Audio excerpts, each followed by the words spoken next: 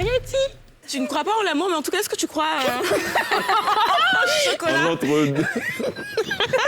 Est-ce que tu crois que désormais, les producteurs de cacao pourront facilement transporter leurs gains, leurs dus, sans se faire agresser?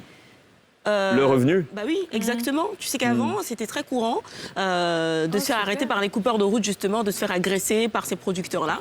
Et la bonne nouvelle, en tout cas, la période ne pouvait pas être mieux choisie. On est dans la période pascale, période qui est parfumée de chocolat. Donc le Conseil Café Cacao et le ministère de l'Agriculture et, attention, de l'Agriculture et du secteur rural, en tout cas, vient de lancer cette carte-là. C'est une carte magnétique, en fait, qui va saisir la traçabilité de tous les gains des producteurs, en fait. Donc, ça va leur permettre, justement, de savoir un petit peu ce qu'ils ont sur leur carte, en fait, de protéger leurs gains par-dessus tout.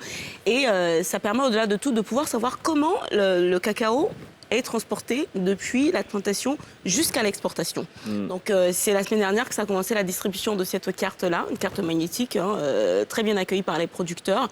Et je trouve que c'est une très très bonne idée. Je ne sais pas si vous avez des parents producteurs de cacao. C'est pas simplement c'est une carte de crédit? C'est une carte magnétique avec un QR code. Oui.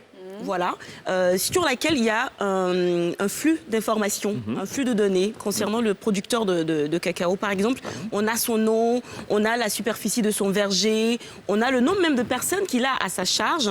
Et on a aussi les coûts de production, les coûts les coûts du cacao, par exemple.